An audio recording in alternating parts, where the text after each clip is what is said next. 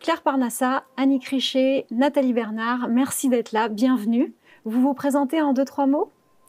Claire. Alors, moi, je suis d'origine grecque.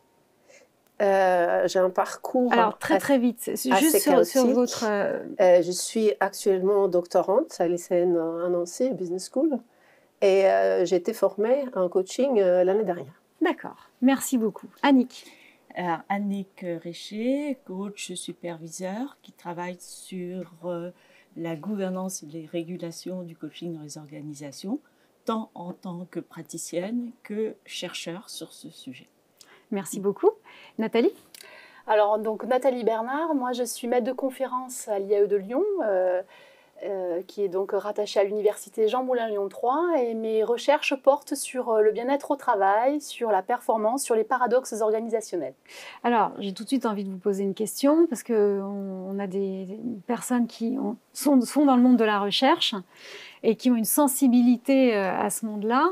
Et on est dans un congrès où on cherche à établir des synergies. Alors, racontez-nous les synergies que vous avez réussi à créer, en tout cas Nathalie et Annick. Oui, alors avec Annick, hier justement, on a co-animé une table ronde où nous avons invité en fait les différents représentants des associations professionnelles. Donc il y avait un représentant de ICF, de l'EMCC, de SF Coach et également du CIMAX. Donc les 3 grosses fédérations oui. de coaching, qui délivrent des certifications à des coachs qui font leur métier de manière sérieuse et qui adhèrent à un code d'éthique. Exactement, Pardon. y compris effectivement le CIMAX qui était également présent, donc qui est un syndicat.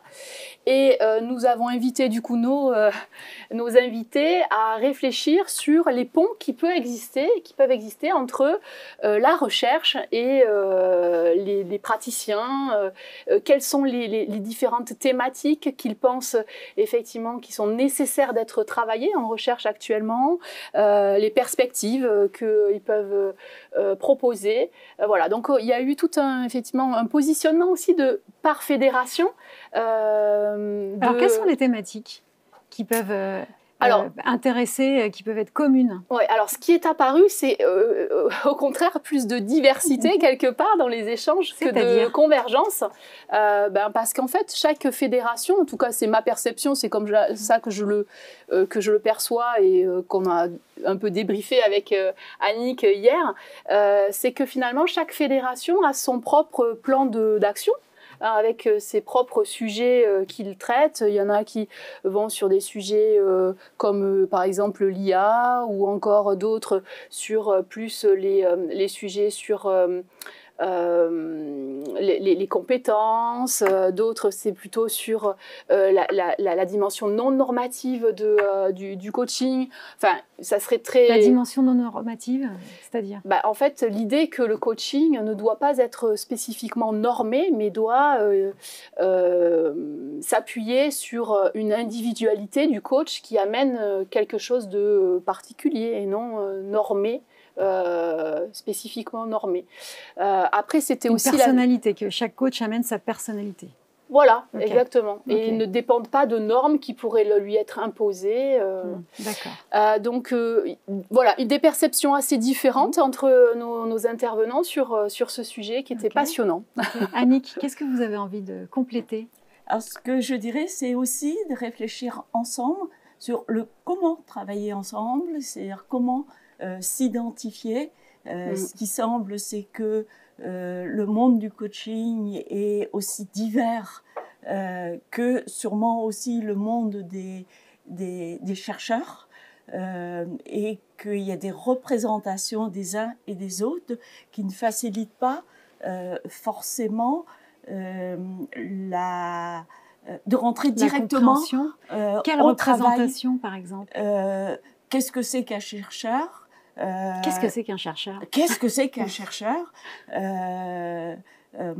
Comprendre que les chercheurs en ressources humaines ou dans le domaine des sciences molles aura éventuellement aussi des méthodologies adaptées à la matière. Sciences molles, psychologie, enfin tout ce qui touche à l'humain, c'est ça? Tout ce qui touche à l'humain, et ne travaillera pas forcément de la même manière qu'un chercheur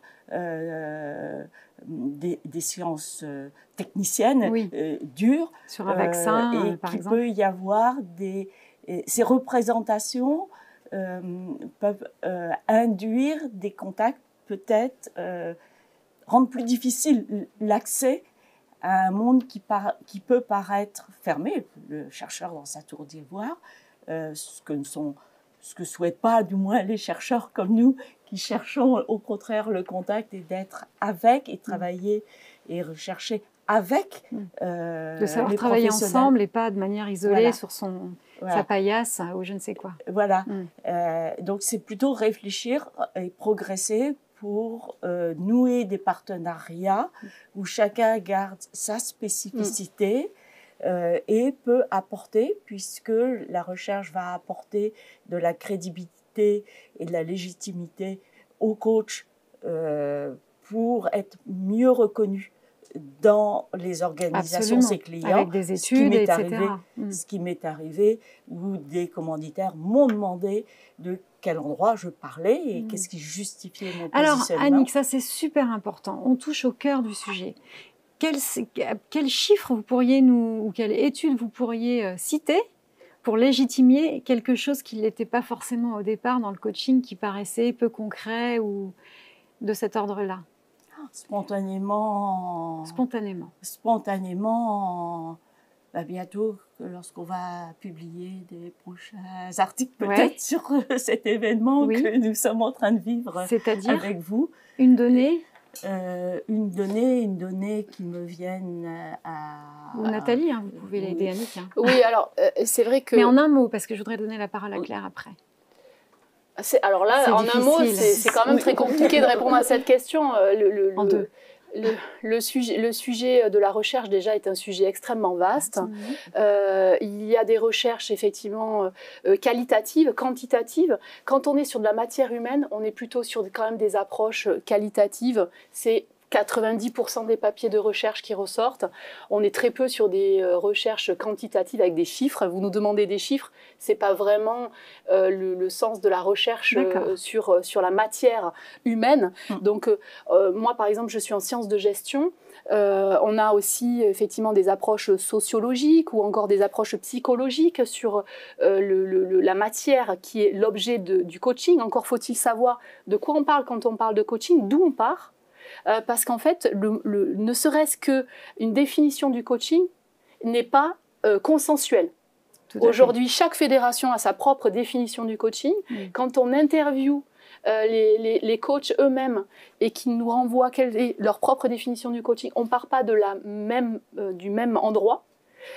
Donc la recherche, à mon avis, a déjà tout un champ à explorer qui va vers de la convergence d'où on part, et est-ce que finalement on peut partir du même endroit, ou est-ce que déjà on est de facto face à l'idée que le coaching, aujourd'hui en tout cas, ne fait pas consensus, ne serait-ce que sur une définition. Donc la recherche peut apporter convergence. Merci beaucoup. Alors le coaching interroge aussi la recherche. C'est-à-dire, on ne fait peut-être pas de la recherche de la même façon quand on s'intéresse au coaching. Donc, interroge le coaching. Merci, Annick. Claire, je voulais quelle est votre spécificité? Voilà, rebondissez ou donnez-nous votre spécificité. Parce que vous venez de dire que la recherche apporte de la conversion. Ce n'est pas du tout le cas. Au contraire, la recherche ouvre des portes. Là où on voyait qu'il n'y avait même pas de porte. Et pour moi, c'est ça l'importance de la recherche. Aussi, pour moi, la recherche est importante. Pourquoi? Parce qu'elle ne regarde pas seulement le phénomène du coaching isolé entre un coach et un coaché, mais c'est d'ouvrir le champ d'exploration et d'interrogation, d'aller plus loin, de voir où est-ce que ce coaching, cette pratique se positionne, qu'est-ce qui se trouve autour et comment ce contexte, en fait, influence le coaching, et le coaching aussi influence le contexte. Donc la recherche, pas du tout convergence. Au contraire aussi, il y a beaucoup de débats entre les chercheurs. Les chercheurs ne sont pas d'accord et les chercheurs peuvent ne pas être d'accord avec les coachs, comme les coachs ne sont pas d'accord entre eux. Et ainsi de suite. Merci pour cette précision, Claire. Et quelle est votre spécificité, vous Comment vous pourriez comment je me décrire ce que vous apportez dans ce monde-là? Alors, déjà que je suis un bébé coach. OK. Donc, je n'ai aucune prétention d'expertise dans le coaching. Par contre, l'expertise que j'essaie de construire, c'est l'expertise de poser des questions là où on ne voit pas des questions, là où on voit des évidences. Aussi, l'expertise de recueillir les témoignages des coachs, les témoignages des coachés, des témoignages des sponsors, des témoignages des personnes qui sont proches de la pratique du coaching, pour mieux comprendre ce que c'est et oser de poser ces questions qui peuvent même fâcher ceux qui exercent le métier. Voilà. Donc vous avez le courage d'aller poser des questions je ne sais pas si j'ai le courage, mais j'essaie de trouver ce courage-là. J'essaie de trouver ce courage-là.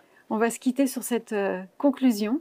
Je vous remercie infiniment toutes les trois pour votre contribution et les éclairages que vous avez apportés voilà, pour contribuer au contenu de ce grand congrès.